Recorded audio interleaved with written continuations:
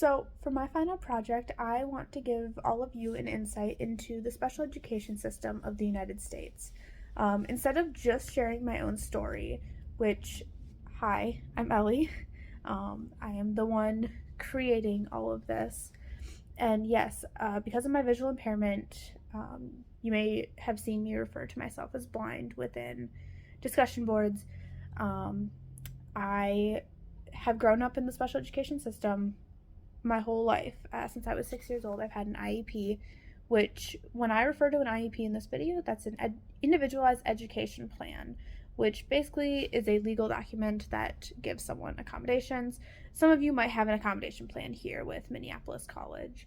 So instead of just sharing my own story, I wanted to give the insight of many other people and many other perspectives. So I interviewed some of the people around me, and hopefully you guys all find that very interesting and take away something from it. So who are you, and what did you have an IEP for? I'm Kyle Madden. My IP was for anger management. Did you go to a large or a small school district? I went to a large school district. Okay. Alright, my name's Pablo Contreras. I had an IEP because I'm blind. Did you go to a large or a small school district? Small. My name is Katie Henkel, and I had an IEP for dyslexia and neurocognitive delay. Okay, did you go to a small or a large school district? I went to a large school district. Okay. I'm Aviana Castle, and I had an IEP for my visual impairment. Okay, did you go to a large or a small school district? I went to a small school district, just about 70 miles west of the Twin Cities. I'm Paula. I started school in 1976, and I was born legally blind. Mm-hmm. And I had to attend the neighboring school when I went to school because there were no services in my local school. So I went to Madison Public School versus the local school in the community I lived in. Do you feel like the accommodations or supports that you got within your IEP were helpful for what you actually needed? No. The IEP support that I got was basically sending me to a different room where I could have time away from other kids, or rather not be a distraction / not be able to be, I guess, aggressive towards other kids. Mm-hmm.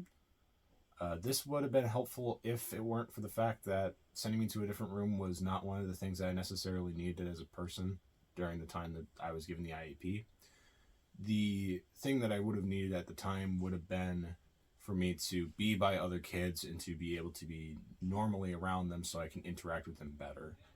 The people who had initially given me the IEP did not consider the idea that it was not because I was just being aggressive on the grounds of, not liking other people or not liking the world that I was in, but because of other outside circumstances that were never explored before giving me the IEP itself. Do you think, like, within the IEP that you had, and also, like, as it changed over time, do you think that you were given the accommodations that you actually needed, or do you think that there's things that were in your IEP that weren't necessary, or things that, like, could have been added? Now, yeah, for most of my high school career, I got exactly what I needed. I always got Braille. When I needed large print, I got large print. So yeah, I really didn't experience any gaps when it came to that. However, my last year of high school, I ended up transferring to the Minnesota State Academy for the Blind, and the reason for that was because my vision teacher that I had throughout high school got a different position, and they hired someone that really wasn't fit for the job. He didn't even know what to call my cane or how to read Braille, so that was... How many vision teachers did your district have? Do you know? So they just had one. Okay, for the whole district? For the whole entire district, yeah. Otherwise, they had to hire people from, like, a co-op. Gotcha. Does that make sense? Yeah. Yeah. Do you feel like the accommodations that you received actually fit the needs that you had? For the most part, yes, but that's only because my mom, a lot of the time, she pushed really hard for me to get the accommodations that I have now. Mhm. Otherwise, I don't think I would have gotten them. Do you think that the services that you got, do you think that your sped services in general made you a strong advocate for yourself, or do you think that had your mom not fought for you, like, you wouldn't have? If my mom hadn't fought for me to get those, like those needs, I don't think I would have been as confident and be able to like get like what I needed. Mm-hmm. Do you feel like you're a strong advocate today I feel like of I'm those more, services? yeah, Okay. definitely. Do you feel like the accommodations that your school district provided you met the needs that you had, or do you think that there was accommodations that you got that weren't necessary, or things that they could have provided you that would have been helpful? I want to say for me being the first blind student they had in 15 years, throughout all my grade school years, I was pretty well accommodated. I had my own support team, even had my own brailleist, so I'd say it was pretty chill. Did that continue throughout high school? Yeah, all the way through. How long did you have to attend school in Madison until you were able to go to Verona? So I attended school in Madison for 3 years. I went to kindergarten twice and first grade there. And I really, really just didn't care for it. It really was disheartening to not be with the neighborhood kids, the kids that were the same age as me. They all went to the local school and I had to go to another school. Right, you played with your neighbors outside of school, and then you had to go to a different. Right, and they didn't know why I went to another school. I mean, So even your sisters, you went to a different school than your sisters. right, so I actually had through first grade advocated to my parents that I wanted to go to the local school, and my parents helped to partially pay for a specialist to come in to the Verona School District to work with me. And so in second grade I did start the Verona School District, and the Verona School District took on a vision teacher to work with me on things like enlarging things or the board and whatnot. They didn't really know kind of what I needed, so they kind of had to just play with it. Right, you were the guinea pig. I was the guinea pig. I was the first child to go through the Verona school system with any special need whatsoever. Yeah. How much of a say would you say you had within having your IEP and the accommodations that you got? The amount of a say I actually had was very minimal. I mean, I ended up having a little bit of a say when it came down to, like, you know, being able to talk about the IEP itself, but the finer details of what actually were going on in the IEPs or what actually could have been changed or talked about were almost completely out of my own hands, because whenever something got brought up, it was not me, but the parental figures in my life that actually had more of a say on what was changed or what was necessary to change about the IEP for me personally, rather than myself. Did you have a say in your IEP and like the accommodations that you got? See, when I was in school, I was kind of forced to write my IEP out, what I wanted for accommodations, because, you know, I was a typical kid. You know, I didn't want to do any of that adult, you know, boring stuff. I just wanted to play, but I did receive all the accommodations I guess I requested that I didn't know I needed at the time, but So they did involve you in the process. they did involve me. Within Madison and Verona, how much of your time receiving special ed services was like within the classroom? So did your vision teacher ever actually come into the classroom, or were you ever put in a specific special ed classroom with other students that had special needs? I was always in the regular class. Okay. However, if I was receiving services with my vision teacher, they would pull me. So I always did it outside, generally in the hallway, or I would go to the office or the library, and they would work with me there on things like large print or taking longer to read books. So I wouldn't do it within the classroom, and I would generally always do it later than everybody else, so I was behind, because again, they didn't realize what they needed to do for me, so it was kind of a process. Do you think it was a good thing that you went to a small school district, or do you think you would have gotten better services going to a bigger one? It had its ups and downs, its benefits and its not so good things about it. Like, I think I would have definitely gotten better service had I gone to a bigger school. That being said, I had a wonderful vision teacher, and she went above and beyond for me, so that was very, very helpful. So do you feel like there was things that were in your IEP that weren't necessary, like leaving the room, for example? Or do you think that there was things in your IEP that weren't there but could have been helpful? I mean, I definitely think that whenever they like would put me like in a different room to like do tests were not necessary, because that's not necessarily what I personally needed. I just needed it to be, I guess, just reworded in a different way. It's not like I needed to be away from other kids. The last question I have is, do you feel like the services you got, especially throughout high school, being that those were the 4 years going up to, do you feel like they got you ready for life after high school or college? Did you go to college? I did not go to college just yet. That's fine.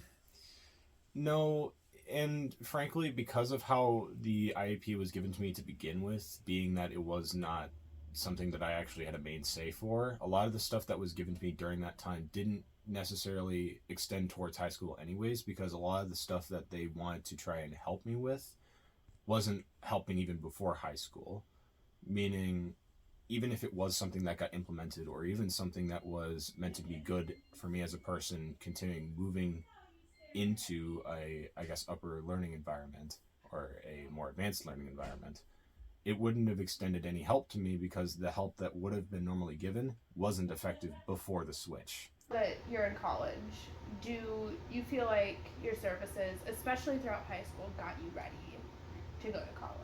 Oh, absolutely. Like I said, I had that little bump my last year of high school, but overall, I was pretty well prepared to go into college. Now I will say, like, I go to a private university, so the difference between like the services that I would be getting at like a state college are very different. They're not as great, despite how expensive tuition is. But yeah. Do you feel like the services that you got, especially throughout high school, set you up for success for college? I mean, I think in the long run, yes, but again, that's because my mom advocated for me so much that I was able to succeed. I don't think they really put too much like stock into the idea of me being able to need anything. But yeah. Do you feel like your services in college have been better, the same, worse than they were in high Honestly, school? weirdly enough, I feel like they've been better, but I think that's because of all the things that we've like learned throughout the years to be able to get what we needed currently. Okay, so like you feel like you've kind of played trial and error with Yeah. with what you specifically need, and so now that you're at this point, you know, you have a pretty good grasp on what accommodations you specifically need. Correct. Now that you're in college, do you feel like the services that you were given in high school set you up for success in college? Oh, definitely. It was just more of a transition from being a small town boy to a city boy. That was for the most part. That's fair. Do you find that like the accommodation system and working with like different supports in high school is very similar to college, or does it feel very different? I'd say high school accommodations are their own thing. Same with college accommodations, because in high school, I don't remember ever having anything as close to what I have in college, like, you know, the Academic Success Center, the Accessibility Resource Center. You know, there's in college it's a little different, but also because it's a higher education. Then, especially talking about high school, do you think that, I mean, obviously throughout all of your schooling, but kind of focusing on high school, do you feel like the services that you got in high school set you up for success for the few years after that to go off to college or get a job right away? Again, I'm gonna say yes and no. The services that I received, they focused more on setting you up for me, it was because it was vision, mobility, and how to get around, how to be able to see things once I moved because I didn't drive. I don't drive to a city where I'm going to have to bus and stuff. So they set me up for success for that. They taught me how to ride a city bus. They taught me how to, read things that were far away. That was great. However, going into a college system which wasn't prepared to deal with people with disabilities, particularly visual disabilities, back in 1991, it wasn't a success. Professors didn't understand what that meant. They didn't understand what types of extra services kids would need at that point, young adults. So it was a struggle. And some of the services that they told me would be available, because I was a person who was kind of a go-getter, and I worked and I was able to get around because they taught me how to do those things really well. I didn't receive services because they said I was too capable, and so services that I could have used to help me better in high school, in college, I didn't get.